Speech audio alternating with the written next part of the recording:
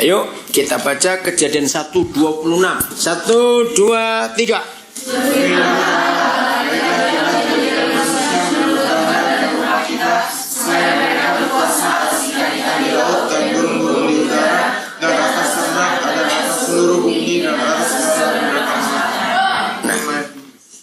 Ada satu kata yang penting sekali dari Kejadian 1:26. Kata manajer.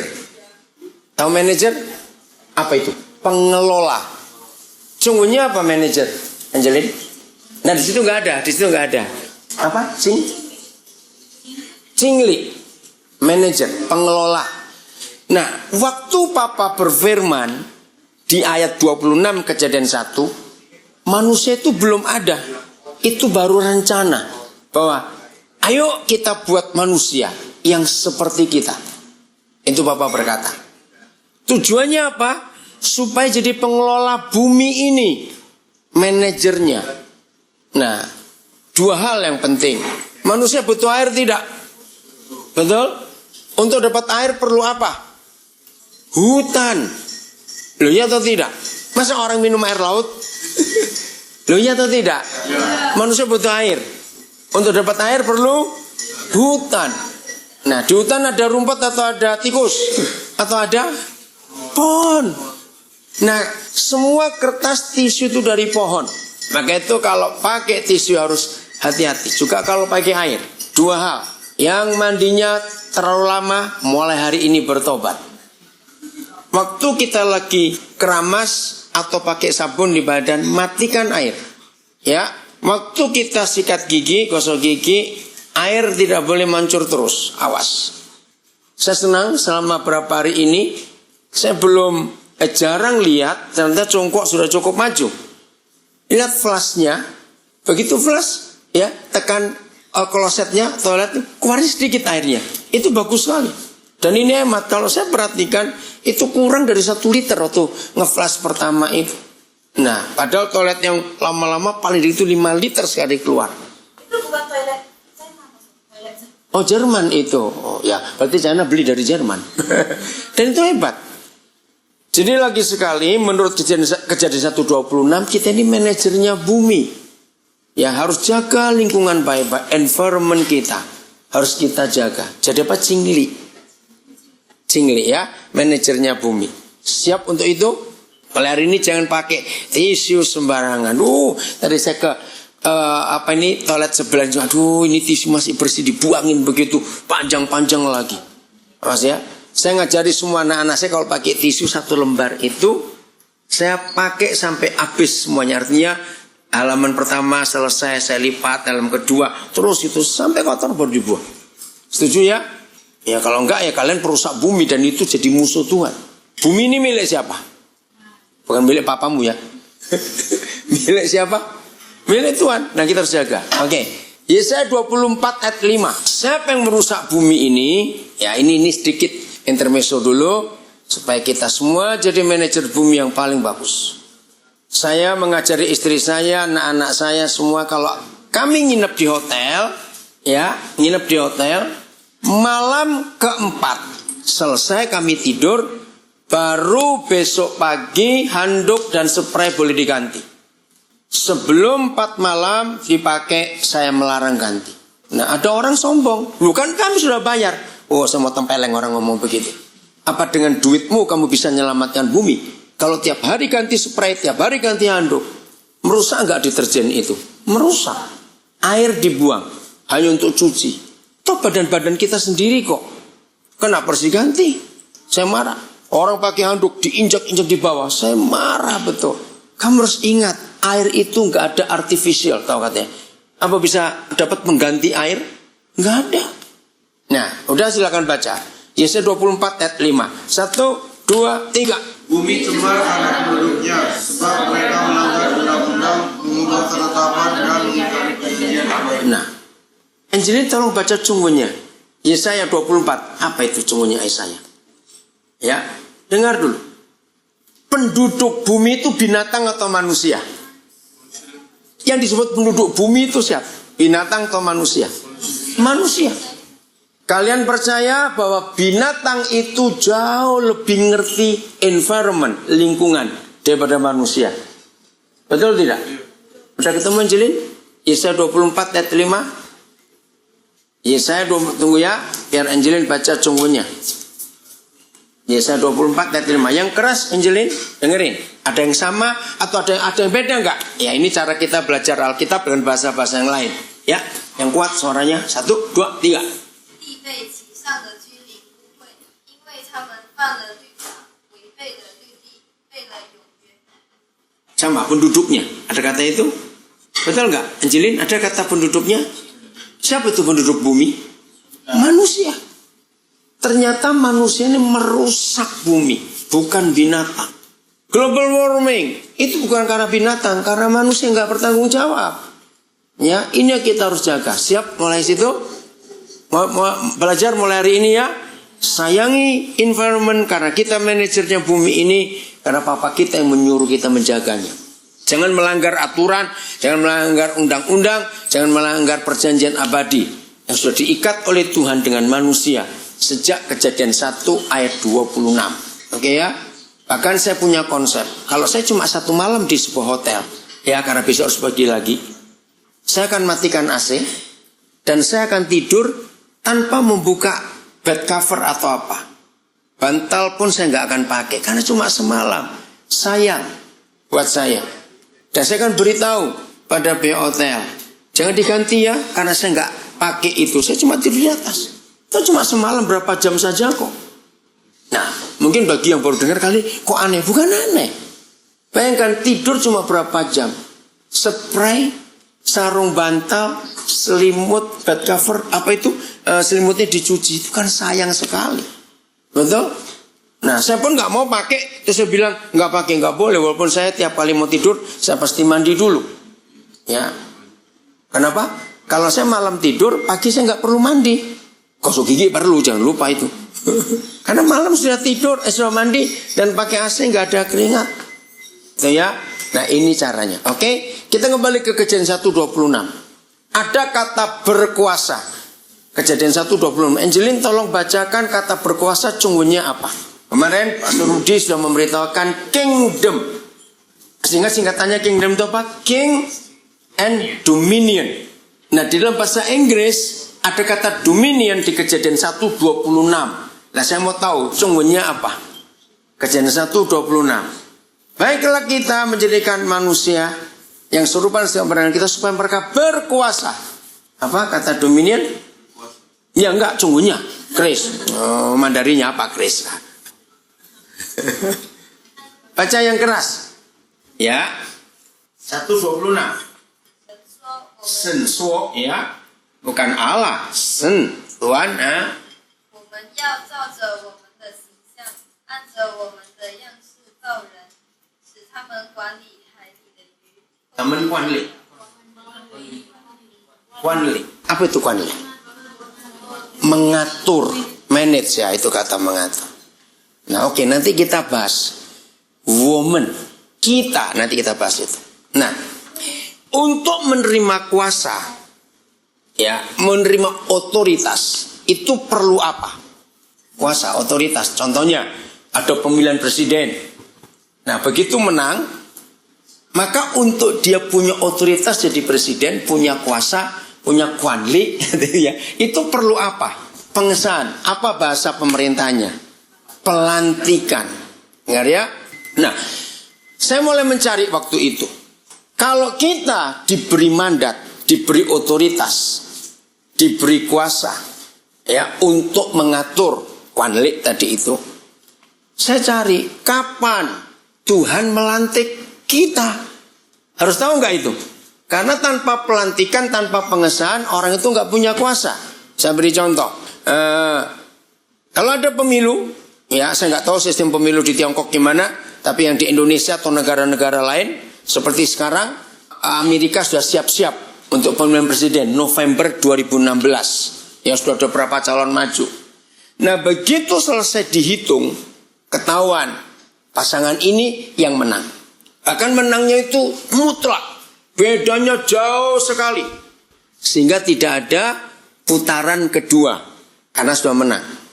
Pertanyaannya, kalau mereka yang menang walaupun mutlak, belum dilantik, belum disahkan, langsung jadi presiden. Terjadi apa? Ayo, terjadi apa? Pemberontakan, kerusuhan, demo, marah. Yang kalah marah. Karena belum punya kuasa, belum punya otoritas. Ini penting sekali. Ternyata untuk mendapat otoritas seperti Kejadian 1:26, maka harus ada upacara pelantikan. Nah, kapan pelantikannya? Kita buka ayat 28, Kejadian 1. Ayat 28, Angelin. Sudah? Kalimat pertama saja. 1, 2, 3. Dan memberkati mereka dan berfirman kepada mereka, beranak cuculah. Stop dulu ya. Tuhan berfirman. Nanti lihat cungunnya. Sensuok lagi. Coba baca lagi. Tiap. Olsa Pak Cik. Kedamen apa? Ada kata kedamen. Apa? Coba apa artinya? Memberkati. Nah, kata memberkati di situ itu ternyata melantik. Melantik siapa? Mereka. Oke?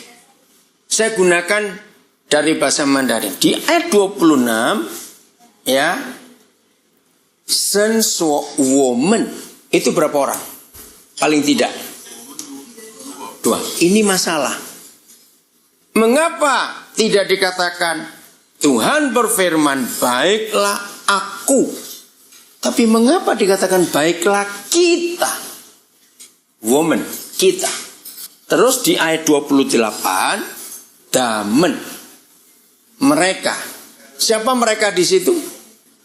Bukan yang di ayat 28. Ayat 28. Jangan bilang manusianya. Siapa mereka di situ? Dan Tuhan memberkati mereka. Merekanya siapa? Adam dan Hawa. Diberkati untuk jadi apa? Suami istri.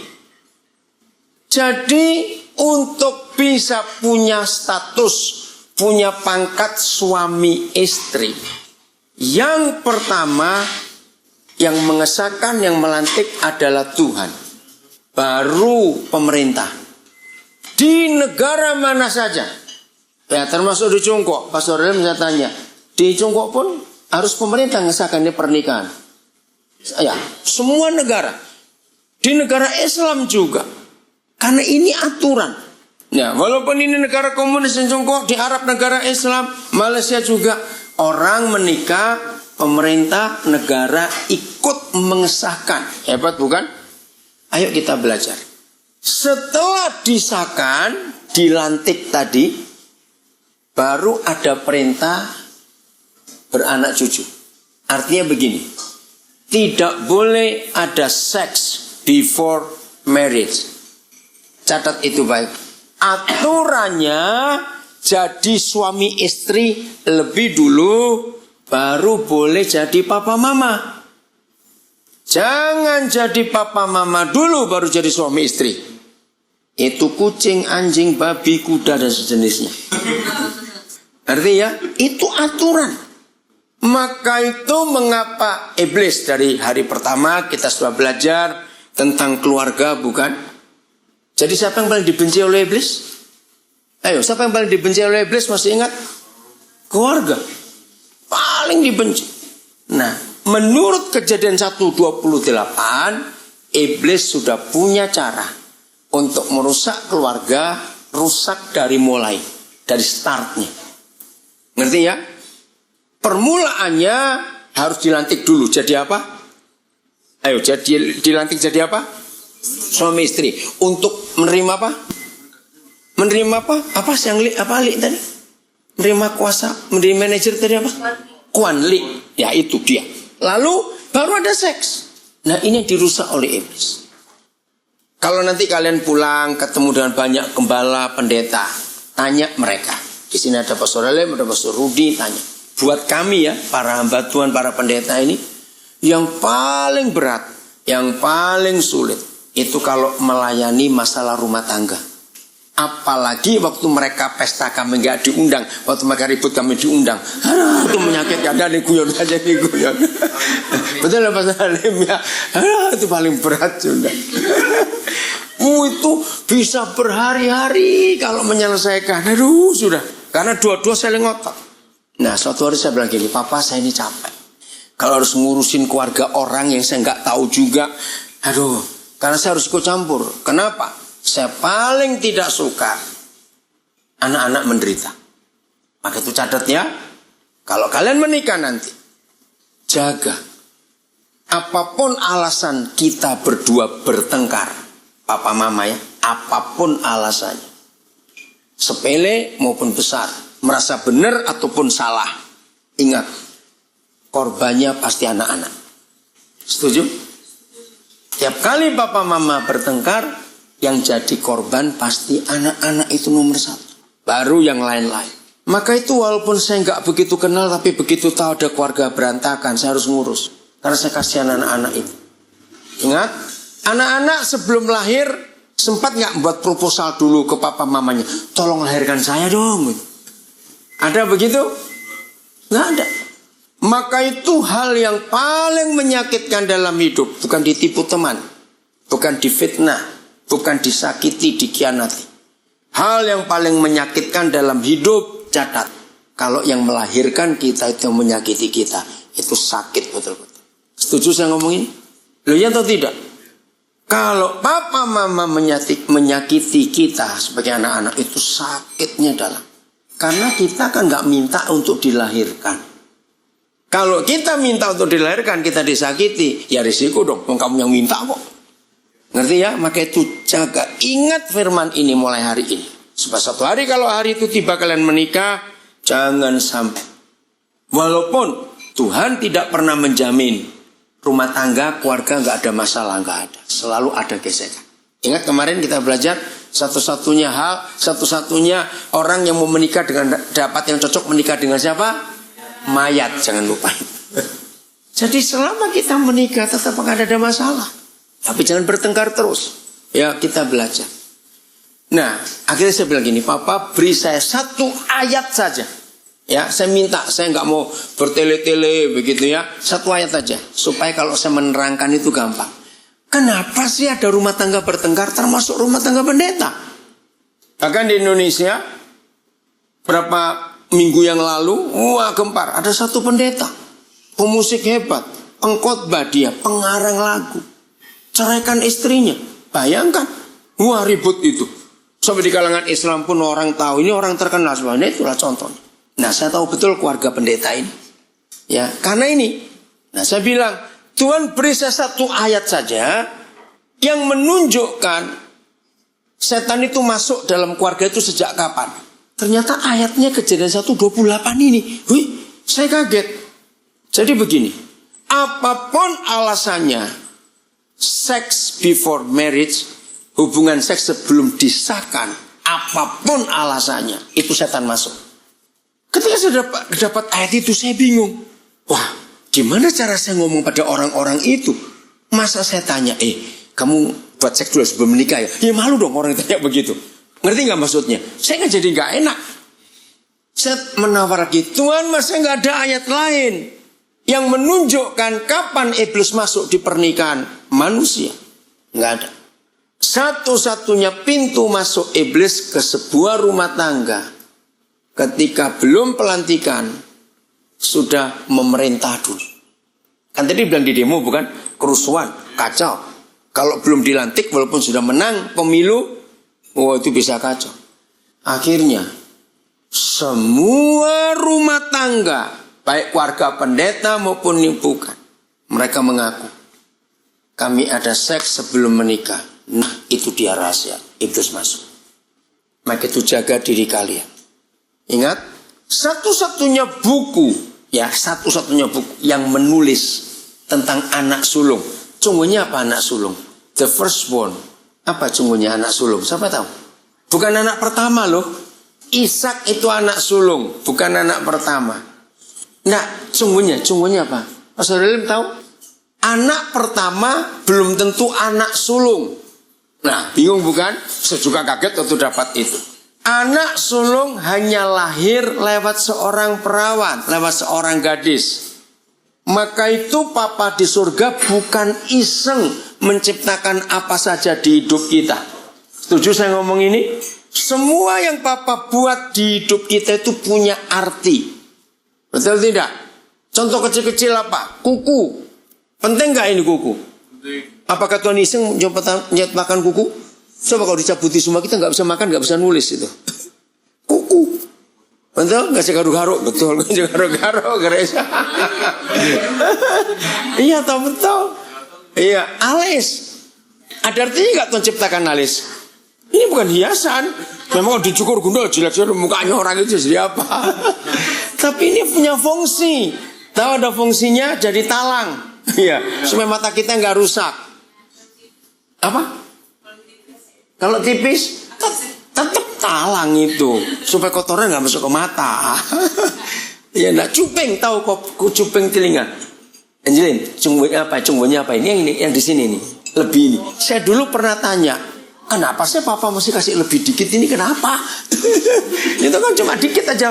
Ini aja apa? Oh, ternyata waktu saya belajar anatomi tubuh manusia, saya bersyukur.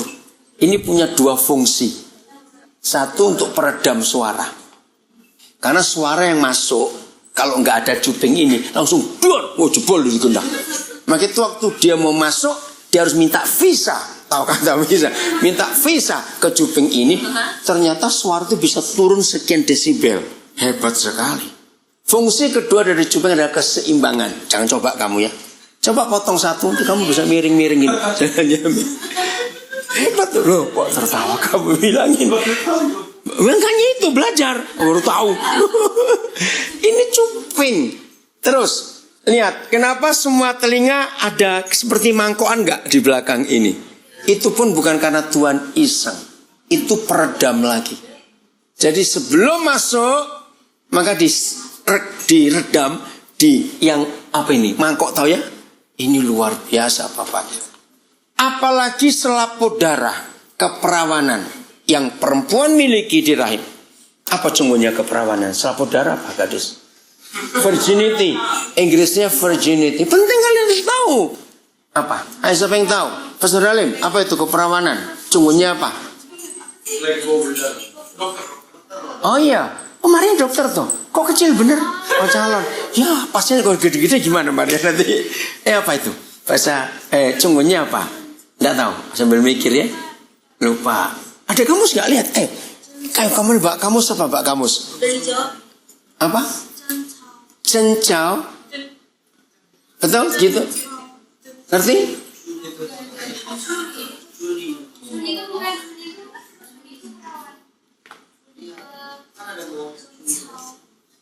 Ayo, apa yuk? Junimo, selaput darah. Ngerti Angelin? Ya, oke. Nah, itu loh, anak sulung itu apa? Coba cari anak sulung apa?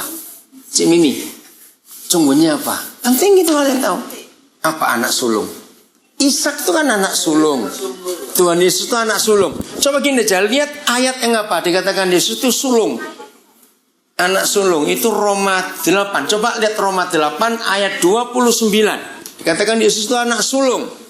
Ayat 20-nya. Iya. Sungguhnya Chris yang dibaca. Ayo baca. Pakai bahasa Lampung Chris. Apa anak sulung? Roma 8 29.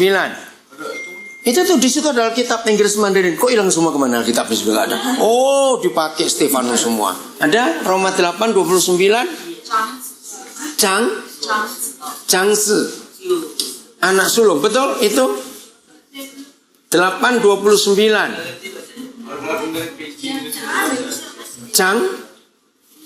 Changsi. Angelina, ayo, Maria, siapa yang tahu? Betul kan anak sulung? Yesus itu yang sulung. Ayat 29. Ada? Betul, anak sulung ya. Betul nggak itu? Anak sulung. Betul nggak? Nah, tidak semua anak pertama itu anak sulung. Dengarkan baik-baik. Anak sulung hanya lahir lewat seorang perawan. Apa sih Junimo? Juni. Junimo. Juni. Jadi seorang anak sulung hanya lahir lewat seorang perawan. Juni. Ingat itu. Tidak semua anak pertama itu anak sulung. Maka itu para gadis, kalian diingatkan dari sekarang. Jaga keperawanan. Karena dengan itu kalian akan melahirkan anak sulung. Jadi di antara semua Tuhan di dunia ini, ada jutaan Tuhan loh di dunia. Ya, jutaan. Orang Hindu adalah agama yang paling banyak Tuhannya. Apa saja bisa jadi Tuhan buat orang Hindu. Tapi satu-satunya Tuhan yang berbicara tentang anak sulung, itu cuma Papa kita di surga. Maka itu tidak ada di buku lain yang menulis tentang anak sulung kecuali firman Tuhan, Alkitab. Dan itu penting. Di Perjanjian Baru ditulis banyak hal tentang anak sulung itu. Nah, setan merusak ini. Free sex adalah satu-satunya cara untuk gereja gagal punya anak sulung. Free sex. Maka itu catat baik-baik. Jaga diri kalian. Maka itu kalau kalian berpacaran, ini buat anak-anak saya yang perempuan, saya beri pesan 3 hal. 1. Kalau kamu punya pacar dan cowokmu minta cium, baru minta cium ya, ingat, ciuman itu pintu gerbang seks. Ngerti maksudnya? Gini aja supaya lebih gampang. Apa sih bedanya nyium orang dan nyium mayat? Ngerti bedanya? Mana yang terangsang? Maaf saya berkata. Nah, begitu cowok minta cium, saya bilang pada anak saya perempuan, jurusnya 3. 1, kumpulkan semua kekuatan di tangan kananmu. Dengar ya cowok-cowok ya, dengar kamu. Kumpulkan semua kekuatan di tangan kananmu. Sudah merasa kumpul semua, langkah kedua, tonjok cowokmu sekuat-kuatnya. Langkah ketiga setelah cowokmu pingsan, buang ke got.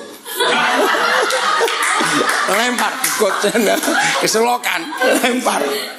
Iya. Terus panggilkan anjing sekampung, suruh kencing dan berak di bajingan ini. Serius.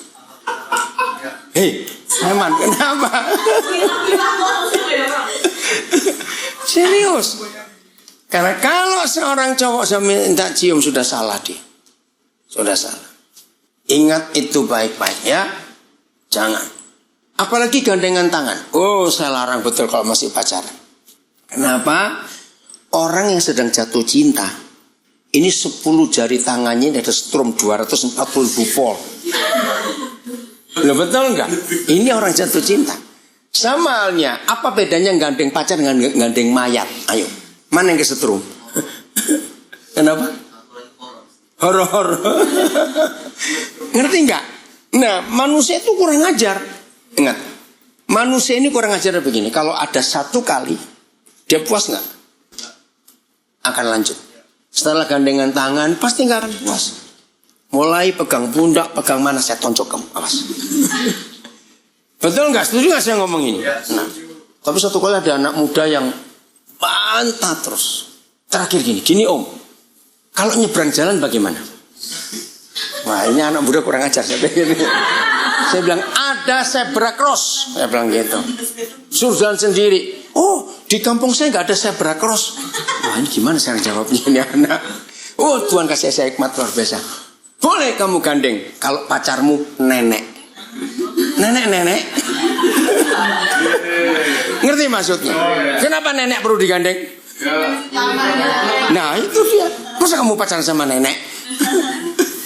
Ngerti? Contoh itu. Jadi jangan. Hal yang paling penting lagi, kalau sedang pacaran, ingat baik-baik. Karena pendeta pun gak kebal dosa. Setuju? Apalagi dosa seks. Maka itu kalau lagi pacaran, ingat ini paling penting. Jangan pernah berduaan di tempat yang gak ada orang. Apalagi di ruangan tertutup. Jangan sekali-kali. Demi setan tidak masuk ke rumah tanggamu nanti. Jadi saya kaget ketika Tuhan tunjukkan ayat itu. Oh ya? Jadi diberkati dulu, dilantik dulu jadi suami istri, baru ada seks. Simpan itu seumur hidup. Ini contoh yang lain. Saya ini orangnya praktis. Saya nggak mau bertele-tele apa enggak gitu ya. Satu kali saya bilang ini, Papa saya minta 1 ayat. Nah ini buat Pastor Halim, Cik Mimi juga penting. Saya minta 1 ayat di mana firman ini menjadi ukuran bahwa rumah tangga saya masih aman atau tidak. Supaya saya juga bisa menolong banyak pernikahan. Saya minta satu ayat. Ada yang bilang kasih. Enggak, ternyata enggak cukup. Di mana ayat yang menolong? Supaya ngeceknya, ngetesnya itu gampang. Ternyata Papa tunjuk, coba baca dulu. Kejadian 2:23. Wah, Papa kita lucunya luar biasa. Ini ayat yang penting. Nah, tapi ayat ini tidak bisa dipakai untuk pernikahan yang masih baru. Misalnya 3 tahun, 4 tahun. Masih belum. Setelah itu, ya. Ayo baca sama-sama Kejadian 2:23. 1, 2, 3. Lalu berkata manusia itu, ini hanya tenaga tubuhku dan daging dagingku. Ia namanya puas sebab ia diatur dari laki-laki. Siapa yang ngomong ini? Bukan. Manusia. Ya siapa manusia itu? Adam. Ngomong kepada siapa?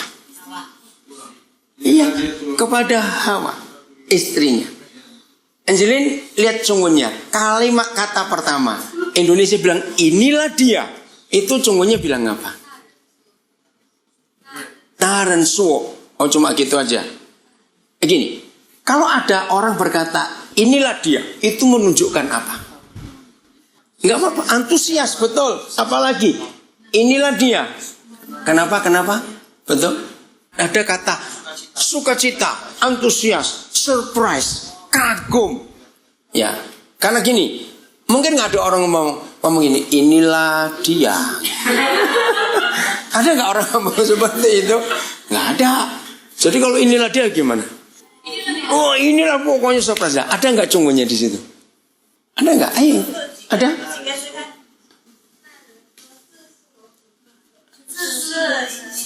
Apa? Itu artinya apa? Ini dia. Apa? Ini adalah. Jadi kagum bukan? Nah, saya tanya terus maksudnya apa? Nah, lihat. Waktu Hawa dibuat oleh Papa di surga, Adam dalam kondisi apa? Kurang satu kata, tidur nyenyak. Jangan lupa kata nyenyak. Betul? 21 atau 22. Kenapa dibuat tidur nyenyak oleh Papa di surga? Si Adam itu kenapa dibuat tidur nyenyak? Sungguhnya apa tidur nyenyak? Ada enggak? Bukan suwi aja, ada kata nyenyaknya itu loh. Bukan yang satu itu. Ayat berapa Tuhan membuat Adam tidur nyenyak? 21.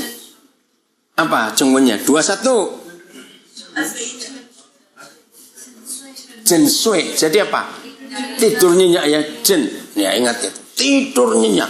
Ada 2 alasan mengapa Papa harus membuat Adam tidur nyenyak. Yang pertama, ambil tulang rusuk ini operasi besar atau operasi jerawat? Loh, nanti pertanyaannya, operasi besar atau operasi kecil?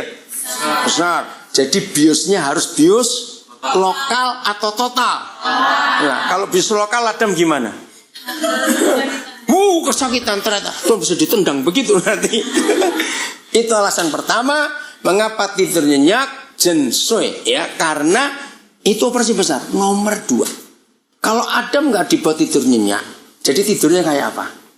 Masih melek dikit tuh. Terus waktu dia ngelihat Tuhan, waktu Adam melihat Tuhan buat Hawa, Tuhan hidungnya kebesaran Tuhan. Macam dikit dong Tuhan. Aduh tuh pipinya tembem betul Tuhan. Kurang gitu. Ngerti maksudnya? Oh, komentar terus.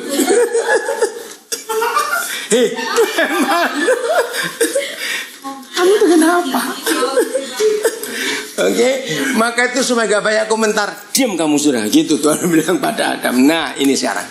Begitu biosnya habis, Adam bagaimana? Ini ayo. Begitu biosnya habis, Adam bagaimana? Bangun. Nah, begitu Adam bangun, surprise gak? Kenapa surprise? Ya tiba-tiba ada, ayo cepet jawab. Tiba-tiba ada orang lain, bukan cuma orang yang cewek. Oke, berarti selama hidup Adam dia pernah lihat cewek enggak? Pernah, sapi cewek, kuda cewek kan ada di situ. Nah, saya bilang enggak pernah. Ye, kurang teliti baca Alkitab ini. Apa kamu itu? Memang kamu suruh sini enak kamu ya. Manusia cewek Adam nggak pernah lihat, itu yang betul. Oke. Maka itu dia apa? Loh, Cik Mimi mana? Cik Mimi ini perlu dengar dulu ini. Cik Mimi mana ini? dengar supaya bisa menerangkan ke orang lain. Nah, dari Kejadian 2:23 itu yang saya pakai untuk menolong banyak orang, termasuk keluarga saya sendiri, untuk mengetahui rumah tangga itu masih aman atau tidak. Maka sesekali suami bangunnya lebih pagi dari istrinya, seperti Adam. Nah, begitu suami bangun duluan, terus noleh ke samping, ada siapa yang tidur? Nah, jujur ya suami, ini kalian belum menikah, nanti kau menikah. Ini penting nih. Ya, sesekali Halim suruh bangun duluan.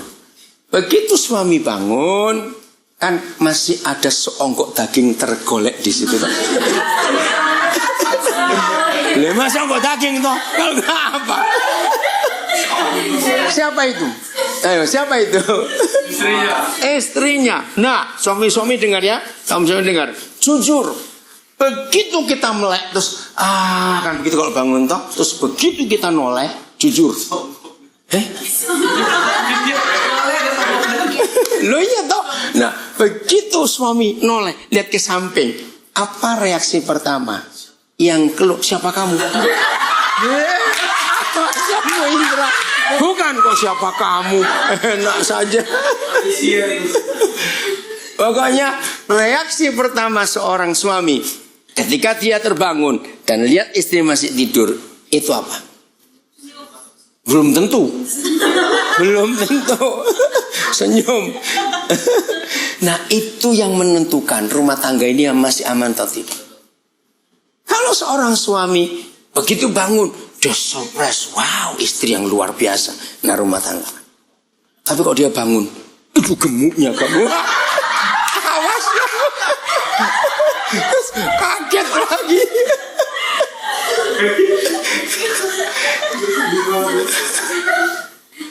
Udah. Kenapa Luis? Hebat ya Alkitab itu. Jadi ternyata itu sudah. Kita tunggu Luis tertawa dulu. Dia gak pengen tertawanya. Ngerti ya sekarang ya?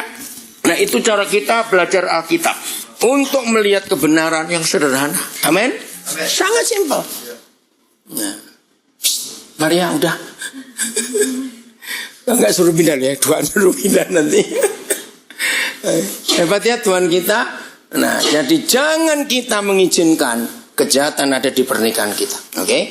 Jadi otoritas didapat waktu kapan? Supaya kita berkuasa waktu pemberkatan pernikahan.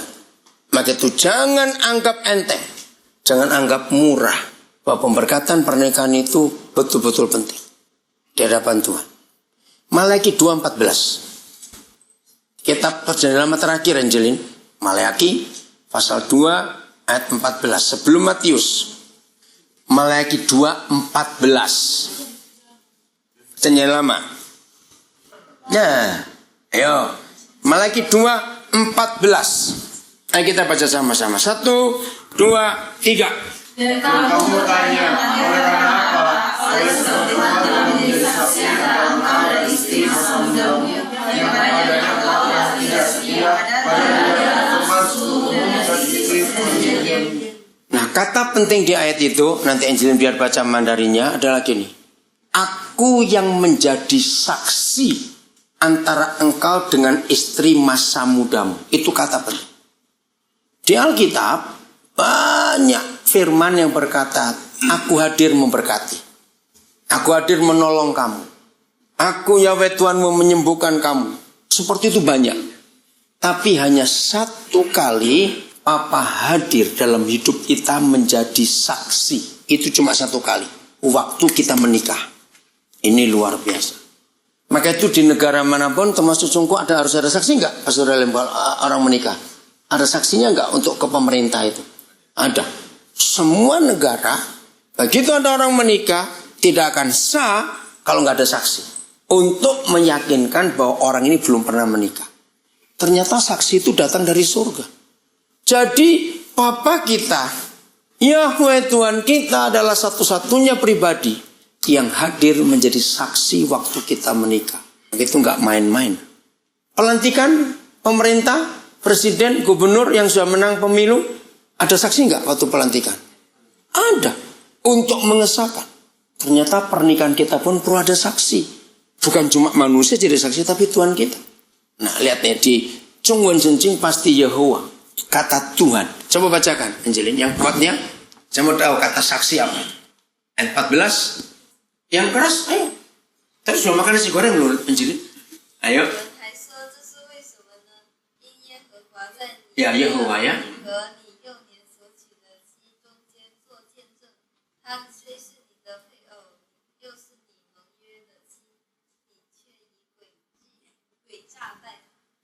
Ada kata saksi, kata apa di situ? Jenjang. Menjadi kenapa? Ya tengahnya ya, jadi penengah jadi saksi. Istri masa muda, cunggunya apa? Istri masa mudamu. Yang kepadanya kamu telah tidak setia, istri masa mudamu. Cunggunya apa? Pengyu. Mengyu. Menyen. Masa muda ya. Nah, bahasa Indonesia harus hati-hati. Jangan baca kecepatan. Kepada istri mudamu. Beda. Berarti istri masa muda dan istri mudamu itu beda jauh. Oke? Maka itu kalau menikah, saya ngajukan pada teman-teman pendeta ini. Ya, satu kali saya nangani masalah pernikahan sampai hari ketiga. Saya sudah tiap hari bolak-balik nggak selesai. Pokoknya mereka dodong. Ini hari keempat saya bilang, Papa saya nggak bisa terus ini. Mau sampai kapan ini selesai? Saya minta satu jurus saja. Untuk hari keempat ini saya nggak mau balik lagi, selesai. Terserah dah mau apa, kan sudah capek. Tuhan ingatkan gini. Daniel, kamu ingatkan mereka janji nikah mereka. Wah ya betul juga kalau begitu. Saya balik hari keempat. Saya gini ya. Sudah 3 hari kita bertiga ketemu nggak ada sepanjang saya. Gini aja, kalian 2 ingat gak janji nikah? Si suami bilang, oh saya ingat sekali. Nah kenapa kamu langgar? Saya itu waktu janji nikah itu dibacakan oleh pendeta saya cuma nirukan. Jadi bukan saya yang berjanji. Nah sejak itu saya merubah. Kalau memberkati pernikahan, gak boleh didikte, gak boleh dihafalkan, sudah tertulis. Harus keluar dari hati. Di antara semua sakramen atau upacara pernikahan itu ada khotbah, ada peletakan tangan, ada cincin dipasang, ada buka cadar. Ternyata yang paling penting, yang menentukan surga ini berhak melantik 2 orang itu atau tidak, waktu janji. Inggrisnya bilang vow, atau kata vow ya. Cunggunya apa itu? Waktu janji nikah. Apa? Angelin? Fasesien. Ya, sumpah. Iya memang itu sumpah. Janji nikah itu ternyata penting. Maka itu besok kalau kalian menikah harus persiapan. Jadi kalau saya konseling pernikahan, maka saya harus menekankan mereka janji nikah. Sebab yang menentukan Tuhan hadir menjadi saksimu duduk berdua atau memberkati bukan karena saya, karena hatimu. Janji itu yang didengar oleh surga. Ini penting sekali. Supaya kita tidak salah. Pasti kalian semua nggak tahu. 8 tahun, 7 tahun yang lalu. Waktu Barack Obama jadi presiden pertama kali di Amerika. Ternyata sumpahnya kurang 1 kata. Berapa menit kemudian selesai. Dia harus masuk ke ruangan satu lagi dan mengulangi janji presidennya itu. Diulangi lagi. Karena ada 1 kata yang kelewatan. Nah, bisa lihat di YouTube bagaimana Presiden Barack Obama yang pertama kali dilantik jadi presiden. Nggak boleh. Janji nikah itu penting. Karena itu yang menentukan. Maka itu kalau kalian besok menikah, kalau janji nikah dengan awas begitu. Harus tegas. Awas ya. Loh kok nggak boleh macam-macam. Oke. Nah, saya Pastor William harus tahu. Saya di Indonesia itu kalau berkati pernikahan dikenal sebagai pendeta paling sadis. Kenapa? Karena semua calon pengantin laki, salah satu kalimat sumpahnya, janji nikahnya, harus berani berkata begini, kalau aku selingkuh, aku mati. Harus itu. Maka itu saya pesan ya kepada gadis-gadis di sini, kalau ada cowok yang dekati kamu, jalan sekian waktu, orang tua kalian setuju, gembala kalian setuju, Tunggu dulu, jangan sumpah dulu Chris, kecepatan kamu. Gini, tanya cowokmu. Ini finalnya. Tanya cowokmu, nanti kalau kita menikah, mau nggak kamu berjanji kalau aku selingkuh mati? Kalau cowokmu jawabnya gini, saya mikir dulu ya. Langsung putuskan, berarti dia mau selingkuhin kamu. Gitu aja sih. Siap, cewek-cewek? Siap. Jangan takut. Tanya cowokmu begitu. Penting. Mengapa? Nah, dengarkan. Ini alasannya. Ini alasannya. Andy, kamu dengar. Ini alasan cowok ya. Mengapa hanya suami yang harus berani janji seperti itu? Alasannya. 1.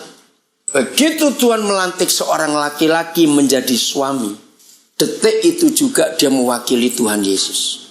Betul tidak?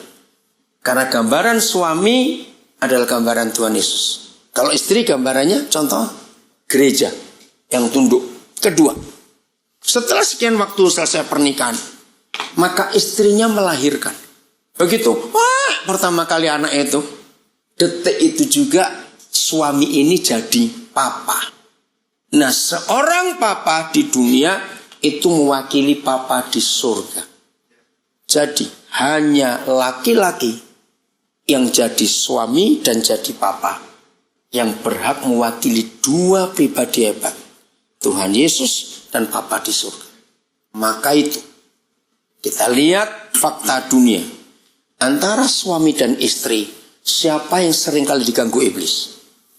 Suami. Kenapa iblis milih suami yang diganggu? Sebab ini wakilnya siapa tadi? Tuhan Yesus dan Papa di surga. Kalau wakil ini rusak, dunia akan rusak. Coba baca Malaki 4 ayat 6. Itu mengerikan sekali. Malaki 4 ayat 6. Tadi nggak main-main ini ya. 1, 2, 3.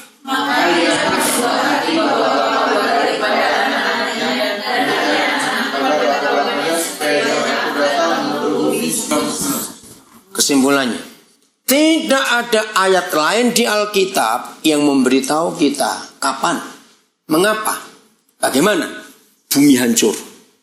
Kalau iblis tahu ayat ini, bagaimana supaya bumi hancur? Bukan karena perang nuklir, bukan karena gempa bumi, tsunami, bukan karena apa baca? Karena siapa? Bumi ini rusak.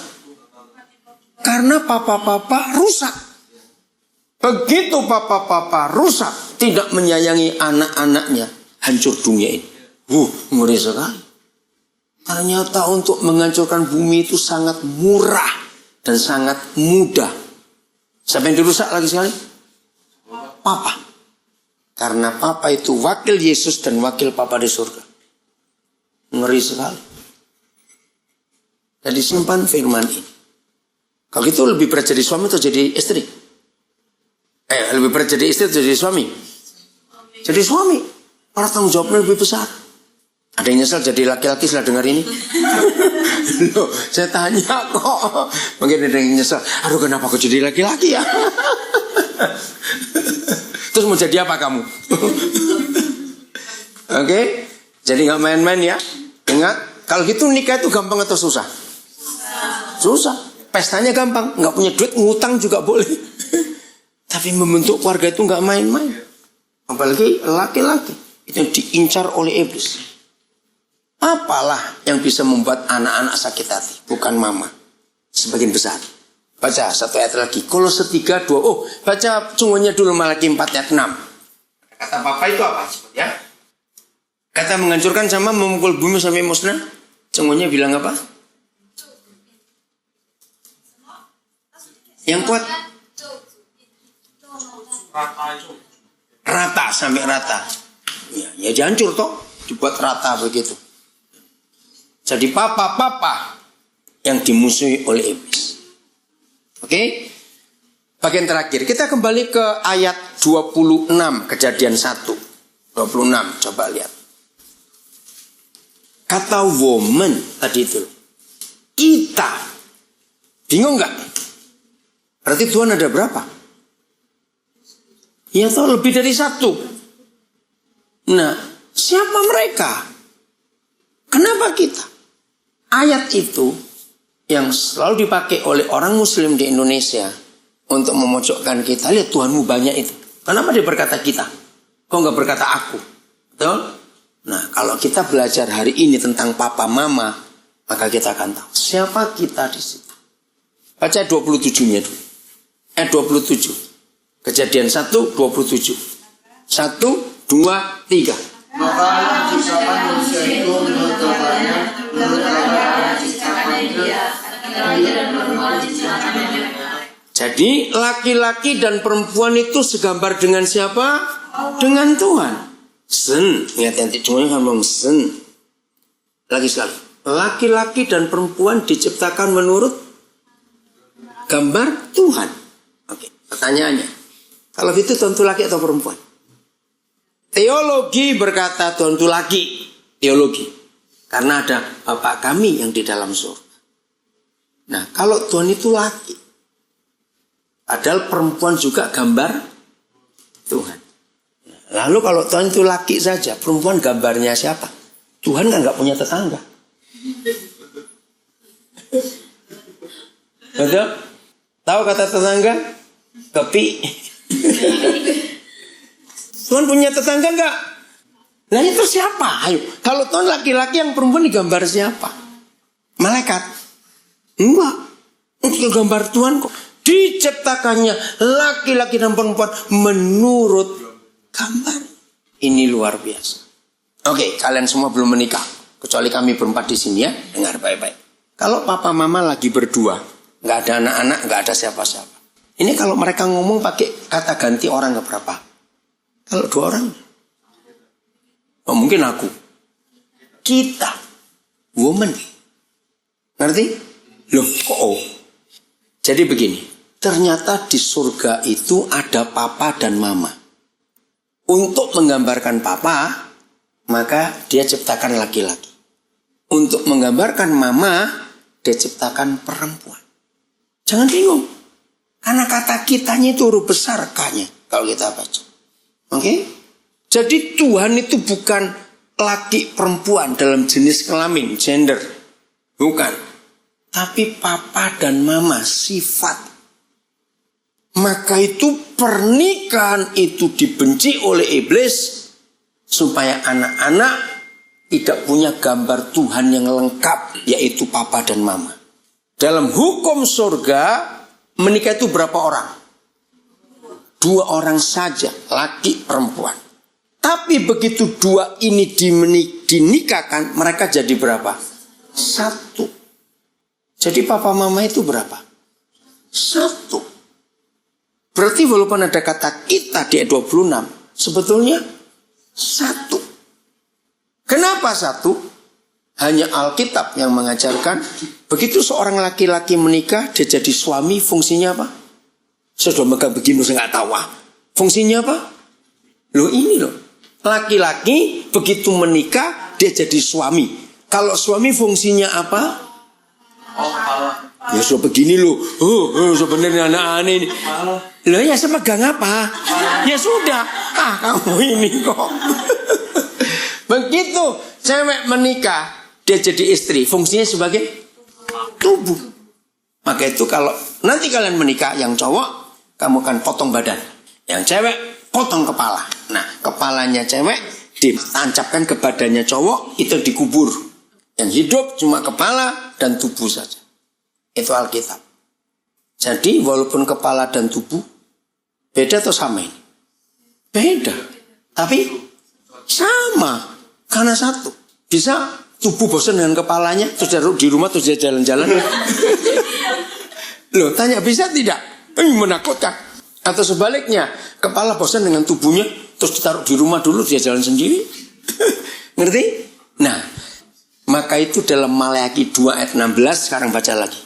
Maleakhi 2 ayat 16. Tidak ada buku di dunia ini yang punya tulisan sejelas ini. Hanya satu-satunya buku, Alkitab, yang punya statement. Kalimat pertama saja. 1, 2, 3. Sebab aku membenci perceraian. Sungguhnya apa? Angelin 2:16. Maleakhi 2:16.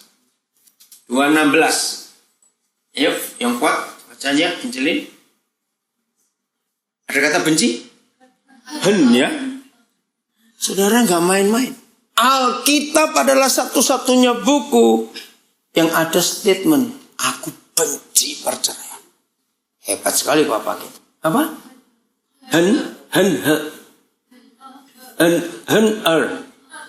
Artinya sangat benci. Sangat benci. Gak main-main. Kenapa? Alasan satu. Begitu papa mama cerai, anak-anak rusak. Karena gambar Tuhan hilang. Kan Tuhan itu penuh pengampun dan kasih sayang. Kalau cerai, penuh kebencian.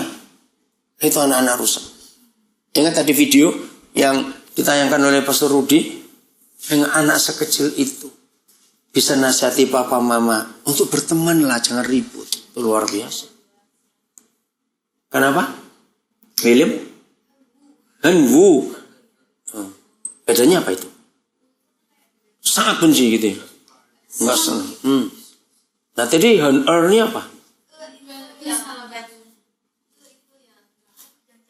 Oh yang jahat. Oh. Jadi jaga ya. Nah maka itu setelah dua orang ini dipersatukan. Ini jadi satu bukan lagi dua. Dan gak bisa dipisah. Maka itu ini contoh. Kalau ada istri benci suaminya. Dalam konsep tubuh dan kepala, siapa benci siapa?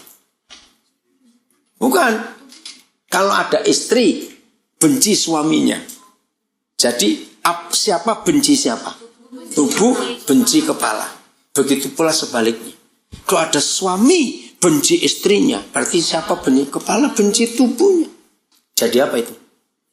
Kalau tubuh nggak suka kepalanya, kepala nggak suka tubuhnya, terus mau diganti. Dia itu bunuh diri. Betul? Dia bunuh diri. Maka itu pernikahan ini kuat. Saya ulangi lagi. Tidak ada buku lain dan tidak ada Tuhan lain di dunia. Kecuali Papa kita dan Alkitab. Yang punya kebenaran seperti ini. Maka itu kalau kalian nanti menikah. Pikir. Enggak ada. Jangan lagi ngomong cerai. Mikir cerai aja tidak. Catat itu baik-baik. Sekali seumur hidup. Jelas? Ini konsep pernikahan yang luar biasa. Jadi walaupun kita D26 itu satu atau dua? Loh, satu atau dua? Satu. Ini ilustrasi saja. Maka itu besok kalau punya anak perempuan, nggak usah cari nama yang ribet-ribet. Susah cari nama. Kenapa? Sebagus-bagusnya nama anak perempuan, kalau dia menikah nanti namanya ikut siapa? Jadi kalau ada anak perempuan namanya Jessica, Angelina, Priscilla, Yohana, siapa begitu. Terus suatu hari dia ketemu seorang namanya Bambang Gundul. Maka yang Angelika, Jessica, Priscilla, Yohana jadi nyonya Bambang Gundul. Maaf ya, ini ilustrasi. Ngerti maksudnya? Untuk menunjukkan bahwa tubuh ini ikut kepala. Nah, kok kenapa Chris? Ya mana? Ngerti ilustrasi ini ya? Jadi dua orang itu menjadi satu, bukan lagi dua. Karena kepala dengan tubuh. Dan hanya Alkitab yang mengajarkan ini. Kalau yang lain bisa. Satu kepala punya berapa tubuh? Betul? Itu mengerikan. Bisa bayangkan nggak satu kepala tubuhnya jejer. Atau sebaliknya, satu tubuh kepalanya banyak. Menakutkan nggak keluarga seperti itu? Menakutkan tidak? Menakutkan. Jadi ini gambaran yang Papa buat itu luar biasa. Satu kepala dan satu tubuh. Amin. Dan ingat tidak ada yang cocok kecuali mayat. Ya. Oke. Jadi siapa kata kita di situ? Papa Mama. Oke, saya mau buktikan kalau tentu Mama. Ulangan 32:18. Ulangan, ini bagian terakhir. Di depan Angelin, sebelum habis 5 kitab Musa. Ulangan 32 ayat 18. Ayo baca sama-sama. Sebelumnya gini. Musa memanggil Tuhan itu sebagai gunung batu. Ya, sebagai apalagi ada berapa hal. Ya, ada ketemu Angelin? Belum? Ulangan 32. Di san seol siang. Ya, sepak cek. Udah, kita baca Indonesia. 1, 2, 3. Stop dulu. Gunung batu itu siapa tadi? Tuhan kita. Yang telah memperanakkan engkau. Kalau Tuhan memperanakkan papa atau mama?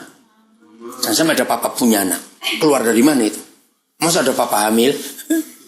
Gunung batu yang memperanakkan engkau telah kau lalaikan. Sungguhnya apa gunung batu memperanakkan? Angelin, baca. Tidak apa-apa, baca aja.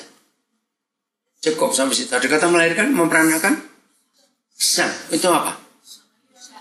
Melahirkan. Oke? Kalimat yang kedua. Siapa? Di bawahnya lagi. 1, 2, 3. Telah kau lalaikan Tuhan yang melahirkan engkau. Nah, baca itunya, Angelin. Artinya? Melupakan Tuhan yang melahirkan engkau. Jadi kalau Tuhan kita memperanakkan melahirkan, dia papa atau mama? Lu gak usah ragu-ragu. Dia mama. El Shaddai dalam bahasa Ibrani. Salah satu nama Tuhan kita El Shaddai. Salah satu. Ternyata El Shaddai itu mama. Karena dalam terjemahan yang betul, El Shaddai itu Tuhan El. Elohim yang menyusui. Yang menyusui papa atau mama? Jangan sampai ada papa nyusui itu. Mama. Jadi gak usah ragu-ragu. Di surga itu ada papa dan mama, tapi menjadi satu. Maka itu dia berani berkata, baiklah kita. Hebat sekali. Jadi pernikahan itu penting atau tidak? Punya anak tidak boleh dibalik-balik, artinya hamil dulu baru menikah. Tidak. Harus sah menikah dulu baru ada seks. Supaya setan gak masuk ke keluarga. Kira-kira kalau semua pernikahan mengenapi hukum ini, hebat gak dunia ini? Hebat. Surga hadir ke muka bumi. Jadi jaga ya diri kalian. Tuhan memberkati kita semuanya.